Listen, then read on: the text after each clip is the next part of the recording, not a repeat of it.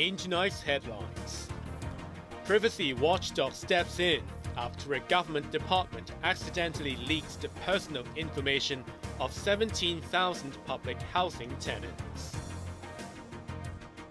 The United States, Japan, the Philippines, and Australia vowed to uphold the rules-based order in the Pacific after their defense ministers convene in Hawaii.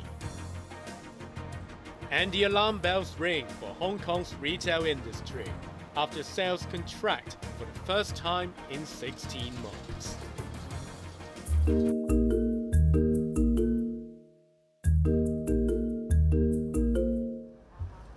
Hong Kong's privacy watchdog has launched an investigation into what it described as a serious data breach after the personal information of 17,000 individuals were leaked by the government. Speaking on a radio program this morning, Privacy Commissioner Ada Chung expressed concern about the magnitude of the breach. She urged the relevant department to promptly notify affected residents. The victims are tenants of 14 public housing blocks. Half of them are in Kowloon and spread across Kai Tak, Wong Tai Sin, Kwun Tong, and Sham Shui Po. The rest are in the New Territories, including 3 blocks in Tuen Mun.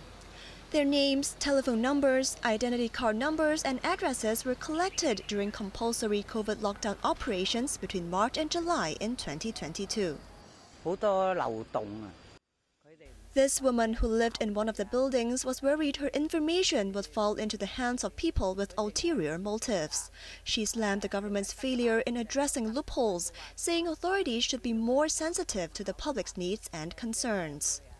The Electrical and Mechanical Services Department announced last night that it was notified of the breach on Tuesday. It said the data were stored on a designated online server platform which are only accessible by authorized personnel. But a glitch meant the information could be viewed by anyone without entering a password. It did not explain what the data were used for or why they were not destroyed after nearly 2 years.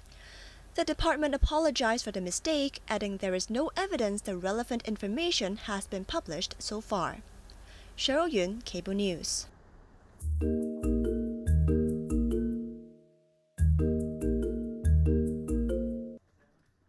In a cross-border operation, Customs teamed up with their mainland and Macau counterparts over the past 3 weeks to crack down on counterfeit products. Authorities intercepted 19 shipments, seizing around 56,000 items with a total street value of $17 million. Apart from luxury handbags, jewelry, and sneakers, officers also confiscated smartphones and other digital gadgets.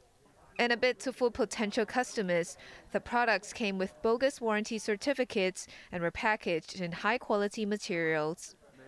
Customs said most of the goods were stashed at logistics warehouses, awaiting shipment to overseas destinations.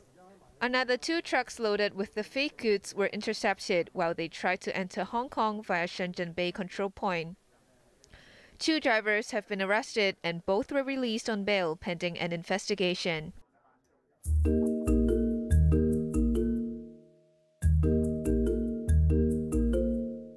Amid simmering tensions in the South China Sea, the United States invited his key allies for talks in the middle of the Pacific. While the meetings took place on the resort island of Hawaii, U.S. Defense Secretary Lloyd Austin had no time to relax.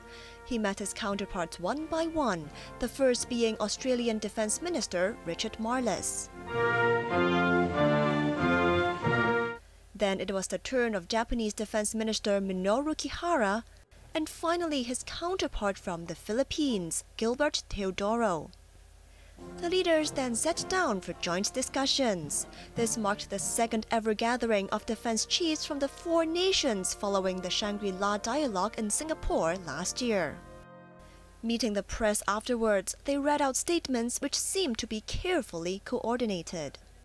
Today, the meetings that we have held represent a very significant message to the region and to the world about 4 democracies which are committed to the global rules-based order. The underlying principle of this meeting is a shared respect for a rules-based international order and the upholding of international law. Kihara, on the other hand, simply cut to the chase, saying the four nations opposed any attempt to unilaterally change the status quo in the South China Sea by force. His comments were backed up by Austin. We've been very clear to everyone, to include Beijing, that the kind of behavior that we've seen where Filipino crews are put in danger, or sailors have been injured, and property damage. That's irresponsible behavior, and it disregards international law. While they did not name names, Austin was referring to a series of hostile encounters between Chinese and Philippine vessels in recent months. The remarks came just days after a Chinese Coast Guard vessel fired water jets towards two Philippine boats near Huangyang Island, also known as Scarborough Shoal. Beijing said the two vessels had illegally entered Chinese waters, a claim rejected by Manila. Earlier in Hawaii, Washington also signed an agreement with Australia and Japan on strategic research and development, with an aim to foster collaboration in science and technology. Cheryl Yun, Cable News.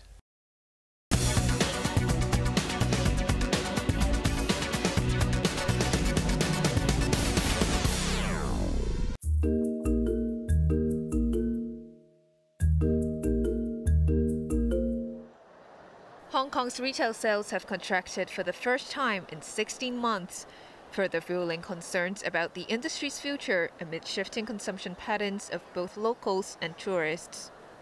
Total sales stood at $31.2 billion in March, down 7% year-on-year.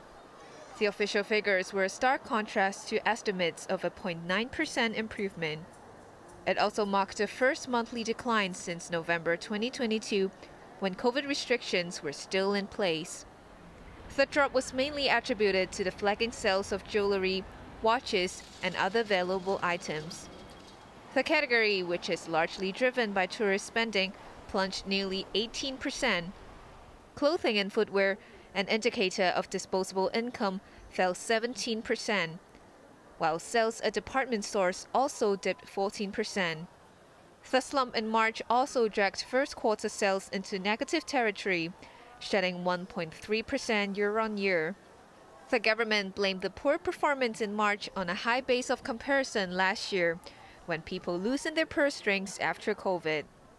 The large number of holidaymakers spending Easter overseas also hurt domestic sales.